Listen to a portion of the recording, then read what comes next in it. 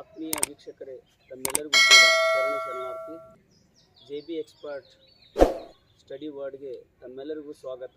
ಇವತ್ತು ನಾವು ಗುರುದೇವ್ ಆಶ್ರಮ ಕಕಮರಿಯಲ್ಲಿ ನಿಸರ್ಗದ ಮಡಿಲಲ್ಲಿ ಪರಮ ಪೂಜ್ಯ ಸವಿತಾನಂದ ಮಹಾಸ್ವಾಮಿಗಳು ಅವರ ಆಶ್ರಮದಲ್ಲಿ 2000 ಆಕಳುಗಳನ್ನ ಸಾಕಿರ್ತಕ್ಕಂಥ ಪೂಜ್ಯರು ಅವರು ಇವತ್ತು ಬದುಕು ಅಂತಕ್ಕಂತಹ ಒಂದು ವಿಷಯದ ಕುರಿತಾಗಿ ನಮ್ಮೆಲ್ಲರಿಗೆ ಅಮೃತವಾಣಿಯನ್ನು ನೀಡ್ತಾ ಇದ್ದಾರೆ. ಉದಯ ಕಾಲದ ಅಮೃತವಾಣಿಯ ಕಾರ್ಯಕ್ರಮದಲ್ಲಿ ಪೂಜ್ಯರು ಭಾಗವಹಿಸಿದ್ದಾರೆ. ಅದೇ ರೀತಿಯಾಗಿ ಈ ಕಾರ್ಯಕ್ರಮಕ್ಕೆ ಕಾಯಕ್ಕೆ ಹೋಗಿ ಶ್ರೀ ಆತ್ಮಾನಂದ ಗುರುವರನ್ನು ಕೂಡ ಬಹಳಷ್ಟು ಪ್ರೀತಿಯಿಂದ ಈ ಕಾರ್ಯಕ್ರಮ ಸ್ವಾಗತಿಸೋಣ.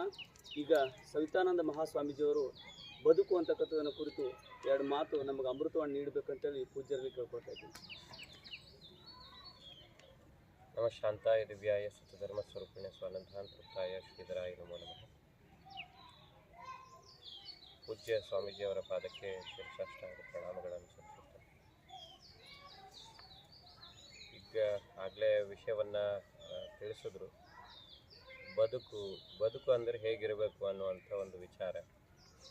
ಅದಕ್ಕೆ ಹಿರಿಯರು ಹೇಳ್ತಾ ಬಂದ ಪರೋಪಕಾರಂ ವಿಧಂ ಶರೀರಂ ಅಂದರೆ ಇನ್ನೊಬ್ಬರ ಉಪಕಾರ ಮಾಡಲಿಕ್ಕಾಗಿಯೇ ನಮ್ಮ ಶರೀರವನ್ನು ಸದ್ಬಳಕೆ ಆಗಬೇಕು ಅನ್ನುವಂಥದ್ದು ಸಾಕಷ್ಟು ಸುಭಾಷಿತಗಳು ಮಹಾತ್ಮರು ಹೇಳಿರುವಂಥ ಮಾತುಗಳು. ಉದಾಹರಣೆಗೆ ನಮಗೆ ಸಾಕಷ್ಟು ಜನ ಮಹನೀಯರು ಭಾರತ ದೇಶದಲ್ಲಿ ತಮ್ಮ ಜೀವನವನ್ನು ಹೇಗೆ ಸಾಗಿಸಿದ್ದಾರೆ ಅನ್ನುವಂಥ ಉದಾಹರಣೆಯನ್ನು ಕೊಡಬೇಕು ಅಂತ ಬಯಸ್ತೇನೆ. APJ ಅಬ್ದುಲ್ ಕಲಾಂಜಿಯವರು ತುಂಬ ಅದ್ಭುತವಾಗಿ ತಮ್ಮ ಸಾಧನೆಯನ್ನು ಮಾಡಿದಂಥವರು. ಕೊನೆ ಗಳಿಗೆಯಲ್ಲೂ ಕೂಡ ಅವರ ಹತ್ರ ಇದ್ದಿದ್ದಂತಹ ಆಸ್ತಿ ಕೆಲವೊಂದು ಪುಸ್ತಕಗಳು ಮತ್ತು ಬಟ್ಟೆ ಮಾತ್ರ. ಆದರೆ ತಮ್ಮ ಜೀವನ ಶೈಲಿಯಲ್ಲಿ ಬಡವನಾಗಿದ್ದೀನಿ ಅಥವಾ ಶ್ರೀಮಂತನಾಗಿದ್ದೀನಿ ಅನ್ನೋದೇ ನಾನು ವಿದ್ಯಾಭ್ಯಾಸಕ್ಕೆ ಎಷ್ಟು ಮಹತ್ವ ಕೊಡಬೇಕು, ನಾನು ಸಾಧನೆ ಹೇಗೆ ಮಾಡಬೇಕು ಅಂತ ಹೇಳಿ ಬದುಕಿದಂಥ ಮಹಾನ್ ವ್ಯಕ್ತಿ ಬೆಳಗ್ಗೆ ಎದ್ದು ಇಡೀ ಪಟ್ಟಣಕ್ಕೆ ಪತ್ರಿಕೆಯನ್ನು ಹಾಕುವ ಮುಖಾಂತರ ಅದರಲ್ಲಿ ಬಂದಿರುವಂಥ ಆದಾಯದಲ್ಲಿ ತಮ್ಮ ಜೀವನವನ್ನು ಸಾಗಿಸಿ ಭಾರತಕ್ಕೆ ದೊಡ್ಡ ಕ್ರಾಂತಿಕಾರಿಯಾಗಿ ಹೋದಂಥವರು. ಅದರ ಜೊತೆಗೆ ಡಾಕ್ಟರ್ ಭೀಮರಾವ್ ರಾಮ್ಜಿ ಅಂಬೇಡ್ಕರ್ಜಿಯವರು ಭಾರತ ದೇಶಕ್ಕೆ ಸಂವಿಧಾನ ಕೊಟ್ಟಂಥ ಮಹಾನ್ ವ್ಯಕ್ತಿ. ಅವರು ಕೂಡ ತಮ್ಮ ಜೀವನ ಪೂರ್ತಿ ಸಂಘರ್ಷಣದ ಜೊತೆಗೆ ತಮ್ಮ ಬದುಕನ್ನು ಸಾಗಿಸಿ ಇಡೀ ಜಗತ್ತಿಗೆ ಮಾದರಿಯಾದಂಥ ವ್ಯಕ್ತಿಗಳು.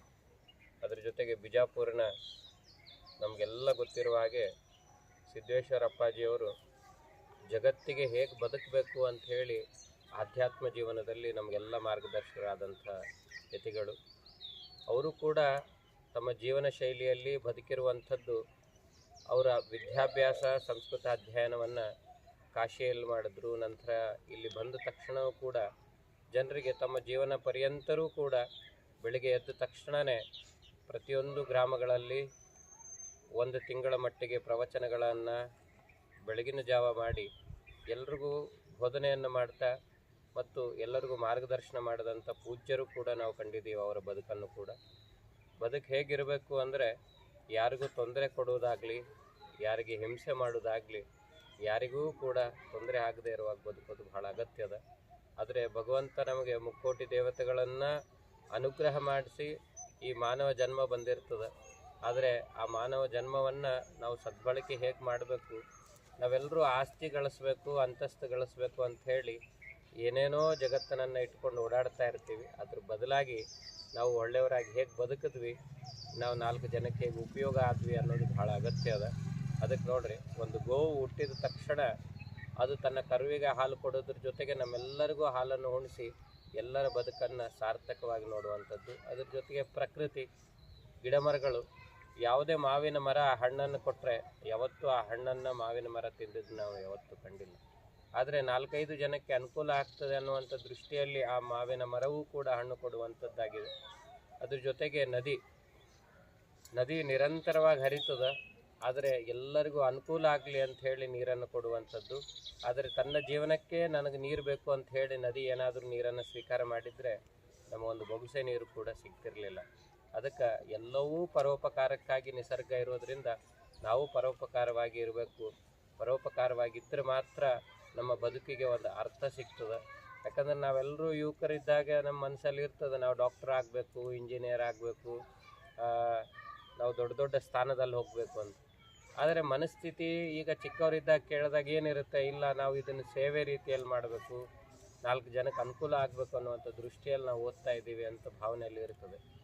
ಆದರೆ ಒಂದು ಹಂತಕ್ಕೆ ದೊಡ್ಡವರಾದಮೇಲೆ ಆ ಎಲ್ಲ ಭಾವನೆಗಳು ದೂರ ಆಗಿ ಬರೀ ನಾನು ಗಳಿಸ್ಬೇಕು, ನಾನು ದೊಡ್ಡ ಸ್ಥಾನದಲ್ಲಿರಬೇಕು, ನಾನು ಆಸ್ತಿ ಮಾಡಬೇಕು ಅನ್ನುವಂಥ ಭಾವನೆಗೆ ನಾವು ತಲುಪಿರ್ತೀವಿ.